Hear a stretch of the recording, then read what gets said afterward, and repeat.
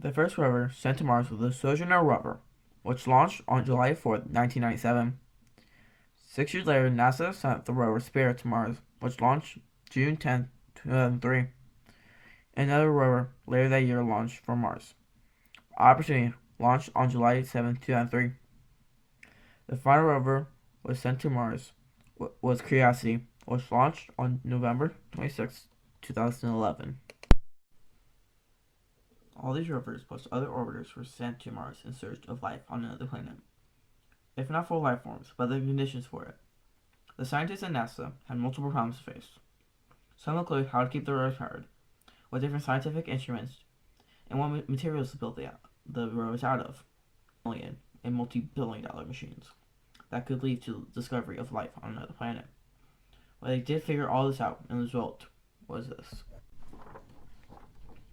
Sojourner, the first rover that was sent to Mars. It landed on an ancient floodplain called Aristoteles. The rover explored the area of around 330 feet in its 3 months lifespan on Mars, sending around 550 pictures back to Earth. Among those pictures were a picture of round pebbles and conglomerate rocks that indicate something pushing different types of soil together in the past. NASA said this is evidence of a more water-rich planet, which is a condition for life.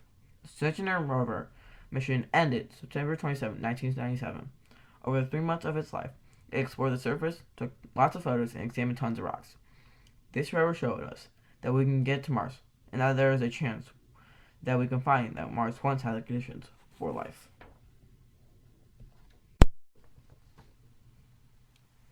After the launch of the Sojourner rover, NASA did not send another rover to Mars for another 6 years.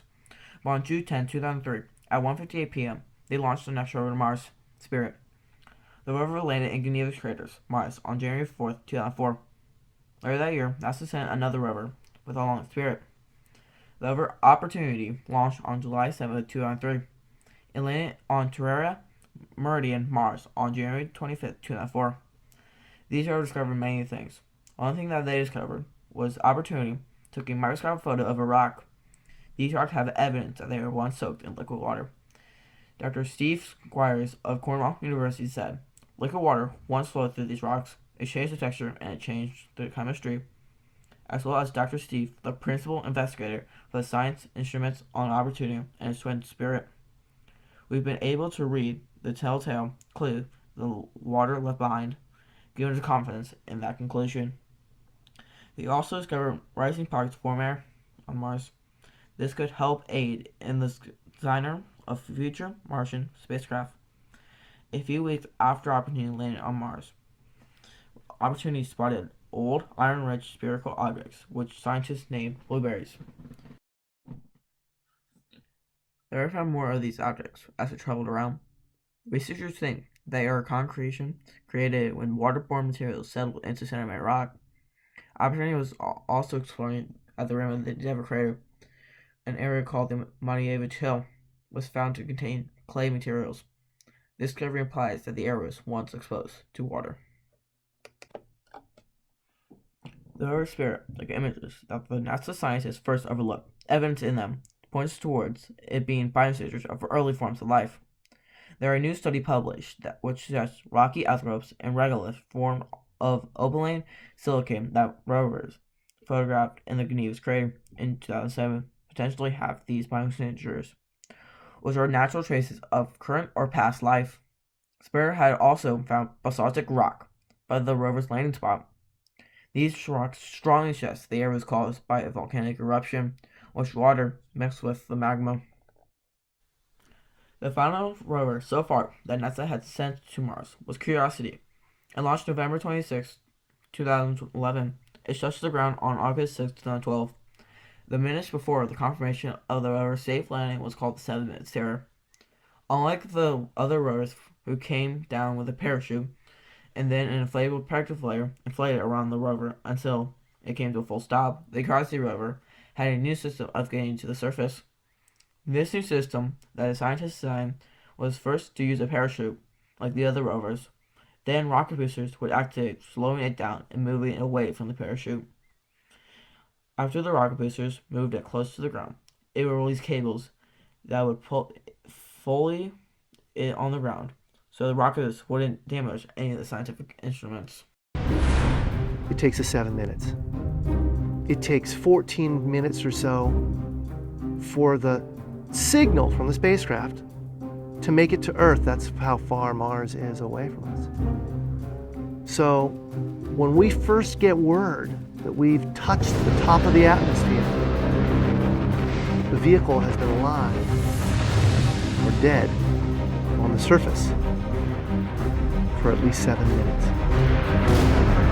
Also known as EDL, is referred to as the 7 minutes of terror, because we've got literally 7 minutes to get from the top of the atmosphere to the surface of Mars, going from 13,000 miles an hour to 0 in perfect sequence, perfect choreography, perfect timing, and the computer has to do it all by itself with no help from the ground. If any one thing doesn't work just right, it's game over. This big, huge parachute that we've got, it'll only slow us down to about 200 miles an hour. And that's not slow enough to land. So we have no choice, but we've got to cut it off and then come down in rockets. We can't get those rocket engines too close to the ground, because if we were to descend propulsively with our engines all the way to the ground, we would essentially create this massive dust cloud. That dust cloud could then go and land on the rover. It could damage mechanisms and it could damage instruments. So the way we solve that problem is by using the sky crane maneuver. 20 meters above the surface, we have to lower the rover below us on a tether that's 21 feet long, and then gently deposit it on its wheels on the surface. When the rover did land, ship broke out of the control room. Touchdown. We're safe on Mars, said Alan Chen, an engineer of the rover. After the rover had landed, it discovered many things. One of the things was large amounts of methane in the atmosphere. Methane is a gas found on Earth that is usually produced by living things. JAXA also measured the radiation of the planet. It found that Mars has around the same amount of radiation experienced on the ISS. This could lead to a future human expedition to the planet. Curiosity had also found carbon-containing compounds in ancient sediment. The element carbon is the building block to all life here on Earth. Along with these rovers, scientists had also performed many experiments here on Earth. One of these experiments was using soil that's like Martian soil to grow crops. They also did this with the moon. They grew tomato, rye, radish, pea, leek, spinach, canola, and chives, and more in this experiment. With the experiment, the crops produced only slightly less than the regular amount, and it produced more than what the moon soil did. The only change that scientists made was they added cut up grass to fertilize the soil and to fluff it up. This allowed water to pass through the soil and to allow the roots to grow.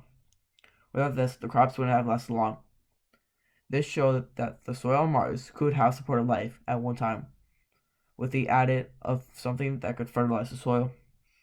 This would help support a future expedition to Mars or colony as long as we have water there as well. All of these rovers experienced in other vehicles sent to Mars or sent there to find the life on another planet. And if we do, it could be a huge discovery. We can open our eyes to what else could be in the universe. We can make trails to them. We can find other forms of life on many other planets. We could open our eyes to what's out there, how small we are in this massive universe. Of course, there are many bad things that could come from this, like wars. But we have to learn from our past to keep this from happening with a new world that could be right around the corner in the near future.